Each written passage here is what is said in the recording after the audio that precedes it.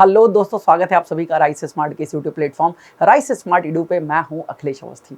दोस्तों, आज के इस सेशन में हम डिस्कस करेंगे मोरबी ब्रिज कोलैप्स के बारे में और क्या है मोरबी ब्रिज का इतिहास, जानेंगे सब कुछ। तो दोस्तों, जैसा कि आप सभी लोग जानते हैं और अब तक कई न्यूज़ चैनलों के द्वारा आपको पता चल चुका है कि बीते रविवार को एक बहुत ही दुखद हादसा गुजरात के जिला मोरबी में घटा है। वहाँ पर केबल ब्रिज के टूटने से लगभग 150 से अधिक व्यक्तियों की मृत्यु हो गई। हमारे देश के प्रधानमंत्री और बाकी और भी राजनेताओं ने अपनी जो दुख है उसको जाहिर किया है दोस्तों। ठीक है, इवन प्रधानमंत्री जी वहां पहुंचे भी और जो भी घायल व्यक्ति हैं उनसे मिले भी हैं और आगे जांच एसआईटी को दे दी गई है। तो बेसिकली हम इस सेशन में आज जानेंगे क्या हुआ, कैसे हुआ।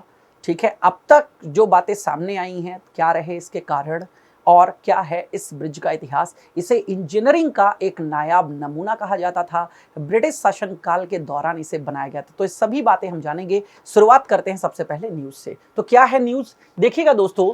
गुजरात के मोरबी जिले में रविवार शाम करीब 6:30 बजे मच्छू नदी पे बना केबल पुल टूट गया। दोस्तों, ये देख लीजिएगा आप, यहाँ पर ये जो मच्छू नदी है, यहाँ पर ये मच्छू नदी में ब्रिज ये टूटा। ये आप देख रहे हैं, ये पूरा का पूरा केबल ब्रिज है और ये मच्छू नदी पे बना हुआ है। ये केबल ब्रिज टूट गया। ठीक है, आगे की बात समझते हैं क्या कहा जा रहा है। यहाँ पर 233 मीटर लंबा यह पुल 144 वर्ष पुराना था। सोचिए, 144 वर्ष पुराना यह ब्रिज था। ठीक है, और ये टूट गया। बीते 6 महीने से पुल बंद था। मरम्मत की वजह से इसे बंद किया गया था। तो इसको बंद करने का जो रीजन था वो था मरम्मत। लेकिन अभी हाल ही में कब, 26 अक्टूबर को गुजराती नव वर्ष 26 अक्टूबर को शुरू हुआ। तो इसी दिन इसको फिर से खोला गया था और ये एक पर्यटन का आकर्षक केंद्र था। जो भी लोग यहाँ पर आते थे, इस ब्रिज में पर्यटक जरूर आते थे इसको देखने के लिए। 6 महीनों में ब्रिज की मरम्मत पर करीब 2 करोड़ रुपए का खर्च आया था। 6 महीने में ब्रिज में करीब 2 करोड़ रुपए का खर्च आया था। ये जो मरम्मत हुई थी ना, इसमें 2 करोड़ से अधिक रुपया खर्च हुआ था। ये झूलता हुआ पुल के नाम से मशहूर था क्योंकि केबल सस्पेंशन ब्रिज था। तो इस तरीके का ब्रिज आप देखते हैं, जब इस पर कोई भी आवागमन होता है तो ये झूलता था। बेसिकली झूला पुल के नाम से भी शॉर्ट में इसको जानते हैं। तो ये है न्यूज़। अब बात करते हैं यहाँ पर इसकी खास बात। ये जो ब्रिज है, क्या है इसकी खासियत, देखिएगा यहाँ पर। जैसे कि अगर आप ऋषिकेश गए हैं तो आपने देखा होगा ये राम झूला है। ऐसे ही ऋषिकेश में राम झूला और लक्ष्मण झूला जैसे हैं, वैसे ही ये भी केबल पे टिका हुआ एक ब्रिज है। या केबल आपको दिख रही है पूरा का पूरा। ठीक है, तो दोस्तों ये हवा में झूलता रहता था, ठीक उसी प्रकार जैसे कि राम और लक्ष्मण झूला है। और इसी खासियत की वजह से वर्षों से बड़ी संख्या में लोग यहाँ आते रहे हैं। जैसे जब भी कोई ऋषिकेश जाता है, ठीक है, मैं खुद ऋषिकेश जाता हूँ तो मैं राम झूला की तरफ जरूर जाता हूँ। एक आकर्षण है देखने के लिए। देन ब्रिटिश शासन के दौरान बने इस पुल को अच्छी इंजीनियरिंग का प्रतीक माना जाता है। जैसा कि मैंने आपको बताया कि इसे एक इंजीनियरिंग का नायाब नमूना कहते थे, तो ये वही था। समझिएगा, अब जानते हैं इसकी मेंटेनेंस की जिम्मेदारी किसके पास थी।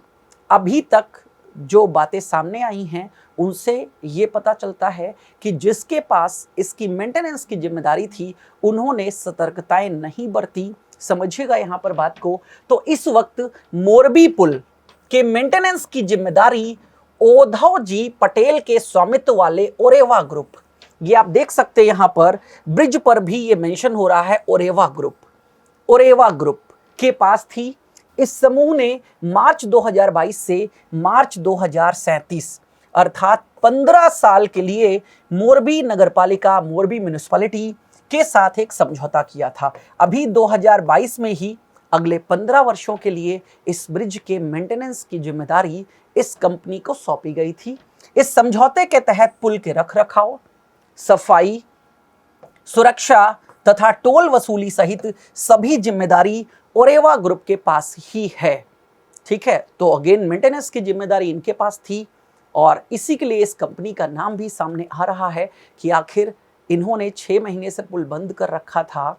मेंटेनेंस का कार्य क्या हुआ, क्या नहीं हुआ और क्या ये जल्दबाजी में पुल खोला गया। ठीक है, तो इस पर भी अभी डिस्कशन चल रहा है। सही बातें क्या हैं वो जब एसआईटी की जांच खत्म होगी तभी सामने आएंगी। चलिए देखते हैं अब बेसिकली इस ब्रिज का क्या इतिहास है, इस ब्रिज का इतिहास कब बना था, किसने बनवाया था, सब कुछ जानते हैं। समझिएगा, यह ऐतिहासिक पुल मच्छू नदी पर, यह जरूर याद रखिएगा किस नदी पे बना हुआ है। ब्रिज हमेशा किसी ना किसी नदी पे बना होगा, तो मच्छू नदी पर करीब 142 साल पहले बना था। वहां के जो राजा हैं, राजा वाघजी ठाकुर, ये आप यहां पर देख सकते हैं राजा जी को, ये वो राजा जी हैं जिन्होंने इस ब्रिज को बनवाया था। समझिएगा, राजा ठाकुर का मोरबी प्रशासन 1922 तक रहा है। बताया जाता है मोरबी के मच्छू नदी पर जब लकड़ी के इस पुल का निर्माण किया गया था तब इसमें यूरोप की सबसे आधुनिक तकनीक का इस्तेमाल किया गया था। उस जमाने की सबसे आधुनिक तकनीक का इस्तेमाल करके इस पुल को बनाया गया था।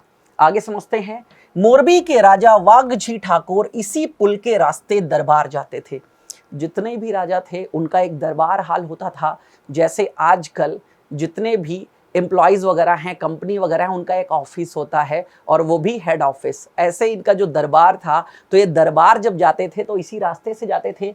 ये पुल दरबारगढ़ पैलेस व नजरबाग पैलेस यानी शाही महल को जोड़ता था। मतलब समझ लीजिए, राजा जी का घर और राजा जी के ऑफिस को ये ब्रिज क्या करता था, जोड़ता था। समय के साथ साथ यह पुल दरबारगढ़ पैलेस और लखधीर जी इंजीनियरिंग कॉलेज के बीच प्रमुख मार्ग बन गया। भारत आजाद हो गया और भारत से ये जो राजशाही सिस्टम था समाप्त कर दिया गया। तो समय के साथ साथ अब इस ब्रिज का रोल क्या रह गया था, अब वहां पर जो दरबारगढ़ पैलेस है और लखधीर जी इंजीनियरिंग कॉलेज है, इसके बीच में ये ब्रिज रास्ता प्रदान करता था। ठीक है, देन इस पुल का उद्घाटन तत्कालीन मुंबई के गवर्नर, जिस समय यह बना था उस समय मुंबई के गवर्नर रिचर्ड टेम्पल ने किया था। मुंबई के गवर्नर उस समय थे रिचर्ड टेम्पल, उन्होंने इसका उद्घाटन किया था। उस समय इस ब्रिज को बनाने में तकरीबन 3.5 लाख रुपए का खर्च आया था। कितने रुपए का? 3.5 लाख रुपए का खर्च आया था उस समय। पुल निर्माण का सारा सामान तब राजा ने ब्रिटेन से मंगवाया था। क्यों नहीं होगा इंजीनियरिंग का एक अद्भुत नमूना, क्योंकि सारा का सारा सामान इंपोर्टेड था, ब्रिटेन से मंगवाया गया था। इस पुल की लंबाई 765 फीट थी, जबकि चौड़ाई 1.25 मीटर। राजकोट से मोरबी के इस पुल की दूरी 64 किलोमीटर है। ठीक है, गुजरात में राजकोट से इसकी दूरी कितनी है? 64 किलोमीटर। देन तो ये है मोरबी ब्रिज का इतिहास।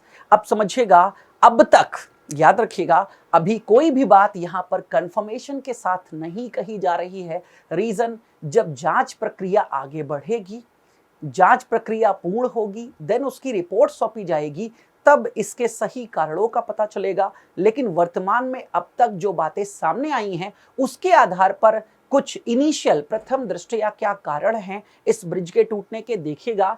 एक तो यहां पर यह माना गया कि ब्रिज को बिना फिटनेस सर्टिफिकेट के खोला गया। 6 महीने के लिए ब्रिज बंद था, 6 महीने के बाद खोला गया तो बिना किसी फिटनेस सर्टिफिकेट के। कोई ऐसी कंपनी नहीं है जिसने इसका फिटनेस कंप्लीट किया हो, सर्टिफाई किया हो। देन प्राइवेट फर्म द्वारा अपर्याप्त पेपर वर्क को नजरअंदाज किया गया। एक ब्रिज आप ओपन कर रहे हैं तो वो ब्रिज मेंटेनेंस के बाद जब ओपन हो रहा है तो जो डॉक्यूमेंट रिक्वायर्ड थे उन पेपर वर्क को नजरअंदाज किया गया और इसे खोल दिया गया। नवीनीकरण के दौरान घटिया कार्य किया गया। ऐसा माना जा रहा है कि ये जो 6 महीने में, ठीक है, ब्रिज का मेंटेनेंस हुआ तो इसमें घटिया कार्य किया गया है। ब्रिज की क्षमता से ज्यादा टिकट बेचे गए। सबसे बड़ी जो बात आई है सामने वो ये, इस ब्रिज पर जो एक साथ निकलने की क्षमता थी वो थी 100 लोगों की, और ऐसा माना जा रहा है कि 500 से 600 लोग इस ब्रिज पर पहुंच गए। अब अचानक से क्षमता से कहीं ज्यादा उस पर लोड पड़ जाएगा तो क्या होगा? कोलैप्स हो जाएगा। लेकिन इसकी जिम्मेदारी जो वहां पर टिकट दे रहे थे चेक करने की, उनकी बनती थी। तो ब्रिज की क्षमता से ज्यादा टिकट बेचे गए। हादसे वाले दिन यानी रविवार को भी इस पुल पर भारी भीड़ जुटी थी, मगर यही चूक हो गई। जिस पुल की क्षमता 100 लोगों की थी वहां 500 से 700 लोग जमा हो गए। पुल इतना भार नहीं उठा पाया और टूटकर नदी में गिर गया। तो प्रथम दृष्टया यही कारण देखे गए हैं। देन अब इसकी जांच के लिए एसआईटी स्पेशल इन्वेस्टिगेशन टीम विशेष जांच दल गठित कर दिया गया है 5 लोगों का, पूरी जांच उसके बाद ही हमें सही बात पता चलेगी। तो फिलहाल ठीक है, बहुत ही दुखद खबर है पूरे देश के लिए, ध्यान रखिएगा इस बात को। और मेरी सहानुभूति उन सभी लोगों के साथ है, ठीक है, जिनका कोई ना कोई अपना इस ब्रिज हादसे में मारा गया। जो घायल हैं उम्मीद करता हूँ जल्द से जल्द ठीक होकर के अपने घर वापस जाएं। मिलते हैं ऐसी कोई और इन्फॉर्मेशन के साथ किसी और सेशन में, तब तक के लिए थैंक यू।